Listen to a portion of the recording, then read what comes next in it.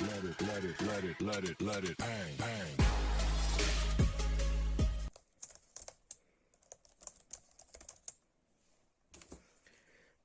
qu'est-ce qu'il veut? Oui, hello? Ouais, ça va et toi? Bah écoute, là je suis en train de finaliser la saison. Ouais, c'est ce soir, ouais. Oui. Ah ben, génial, ouais, ouais, belle performance. Bah écoute, ouais, saison 1, les anciens. Saison 2, ben, ceux qui sont en lien aujourd'hui. Et puis bon, bah pour la saison 3 on verra, hein. Bon, après, j'ai pas eu Macron et je crois que Cécile non plus. Mais bon, s'il y a un troisième confinement, bah on verra, on fera peut-être une saison 3, oui. Ouais, bah je penserai à toi, ouais, pas de problème, Jacques. Oui, t'as pas eu ton chèque pour la saison 2? Je... Pas de problème, je te l'envoie. Ouais. Non, belle performance, ouais, ouais, bravo, bravo. Écoute, moi, tu m'as épaté, hein, tes 47 prises pour ton lancer franc avec ton petit ballon, là, ouais, dans ton salon, ouais, génial. Ouais, bravo. Les gens y ont vu que du feu, je pense. C'était vraiment bien fait. Et puis, alors, ton scénario bien foutu, ouais, ouais. Et puis, jeu d'acteur important, ouais. Ouais, on verra pour la saison 3. T'en fais pas, Jacques, ouais, pas de souci, ouais. Ouais, t'inquiète pas. Ah, Jacques, oh, figure-toi qu'on est en direct. Ouais, on est sur les réseaux sociaux, là, tout de suite, ouais, ouais. Bah écoute, je vais te laisser, Jaco, parce que là, on va passer directement à l'épisode 23, au dernier. Et bah, je les embrasse, ouais. Et du coup, Jacques vous embrasse, hein. Et oui, ouais, bis à Patrick et Nico, ouais, ok, pas de souci, ça c'est fait. Et puis, ben, on se dit, ouais, nous, on se voit bientôt, hein, Jaco. Ouais, ouais, il reste encore un bout de parquet à coller. Ouais, pas de souci. Ouais, ciao. Jacques, qu'est-ce qu'il faut pas faire? Donc, je vous laisse découvrir l'épisode de ce soir. Vous verrez que notre interviewé n'est pas licencié au club, mais il est en lien avec nous. Et puis, il l'explique très bien. Et puis, bon, on sait jamais, hein, comme on aime rêver en grand, peut-être un jour, qui sait. Voilà. Mais avant, je tenais vraiment à remercier, bah déjà, les bénévoles du club, sans qui bah, on n'existerait pas, hein, c'est une évidence. Et puis, aussi remercier tous les gens qui ont participé aux vidéos, hein, que ce soit de la saison 1 et de la saison 2. Parce que c'est un exercice qui est pas évident. La preuve, hein, j'ai dû faire 47 prises, au moins, pour faire ce petit teaser de vidéo. Mais en tout cas, j'espère que ça vous aura plu. Et puis, je vous dis bah, à très vite. Ciao.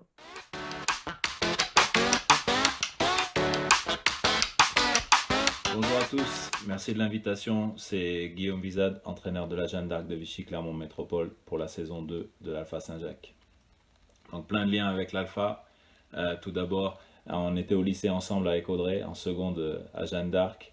J'ai eu Cécile comme stagiaire, également Christophe l'an dernier.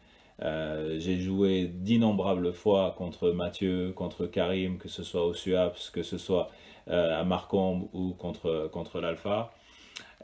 Ensuite, Amine est un très bon ami à moi. Et avec le club de Vichy, Clermont, on essaye de lier plein de liens avec les opérations de l'Alpha, notamment avec Génération Basket. Et à chaque fois qu'on peut collaborer ensemble, on le fait avec plaisir, puisque c'est un club très dynamique sur l'agglo clermontoise. Et en tout cas, moi personnellement, je me retrouve beaucoup dans les valeurs du club. Euh, où je vis, ben voilà, on est chez moi, dans mon appartement, ça c'est mon petit bureau.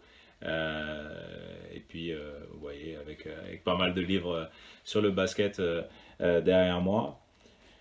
Comment j'occupe mes journées? Ben, nous, on n'a pas arrêté de s'entraîner, malgré le confinement, malgré l'arrêt de la compétition. On a quand même gardé le cap et le rythme de l'entraînement qu'on a essayé de coupler avec pas mal de matchs amicaux. Ce qui fait que mon quotidien, il a pas trop évolué entre ben, la période normale où on serait en saison et là, la période de confinement où finalement on a gardé le même volume d'entraînement pour les joueurs. Comment je maintiens une activité physique? Ben, c'est beaucoup par la marche, notamment autour du terrain pendant l'entraînement, où je fais pas mal d'allers-retours. J'essaye d'être quand même assez près du terrain et de participer, que ce soit sur le travail individuel, que ce soit sur le travail collectif, être au cœur du terrain avec les gars. Après, on va dire que je suis en bonne forme, en bonne santé, mais je suis pas en bonne forme physique pour pouvoir jouer au basket. Mon meilleur souvenir basket, ben, bon, ils sont quotidiens, je les construis tous les jours. Mais si je devais en sélectionner deux ou trois, ben, mon premier match professionnel, où on gagne au buzzer sur un tir de Carlo Naembo contre Lille. Donc ça, évidemment, pour débuter, toutes ces émotions entre le fait que ce soit le premier match à Vichy, à la maison, dans un contexte compliqué, et qu'on soit délivré à 0 seconde 4 de la fin, sorti d'une touche sur un tir à 3 points. Bon, ça, c'était quand même une émotion très très forte. Ensuite, j'ai un autre souvenir d'une qualification en cadet où on perd le match aller de 28 points contre une équipe du Sud-Ouest. Et au match retour, on va gagner à la Maison des Sports de 29 points et se qualifier pour les demi-finales du championnat de France et en même temps accéder à la première division. Donc c'était un bel accomplissement pour les cadets. Et puis ensuite, notre petit souvenir perso, d'avoir pu assister Detesh Trempf, donc sur un camp Adidas aux États-Unis durant l'été, d'être à côté d'une légende du basket mondial pendant quelques jours, c'est aussi un souvenir impérissable.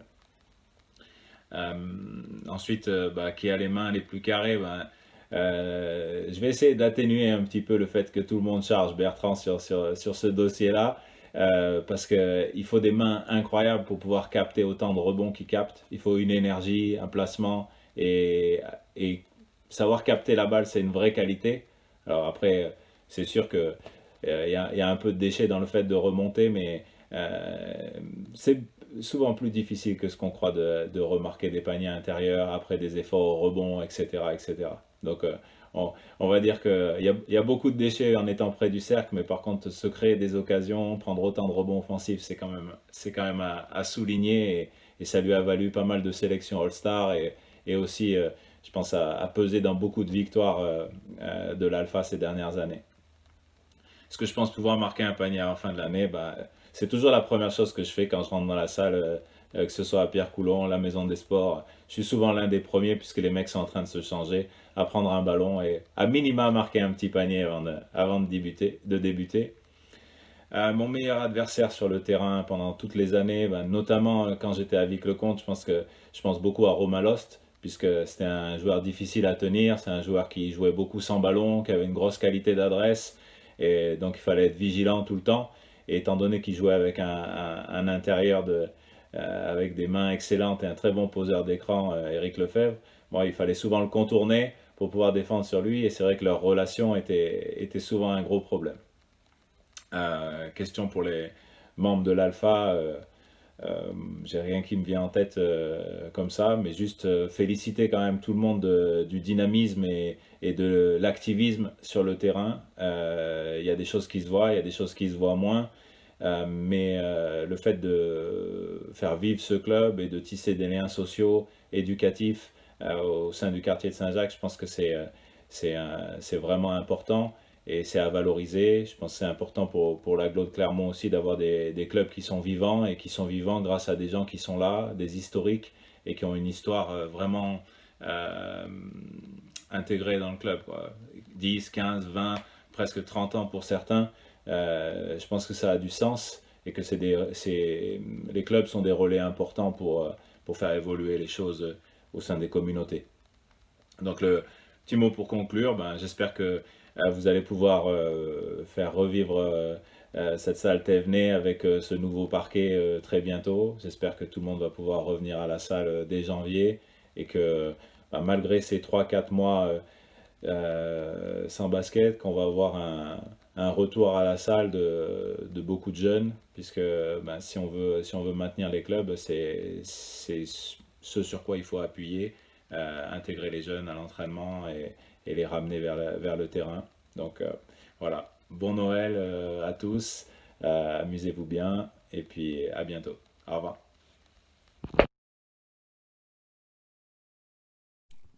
Bonsoir.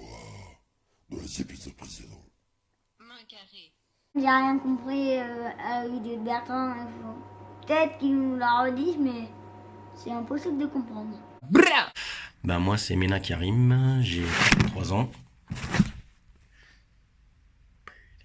Maintient une activité. I love this game.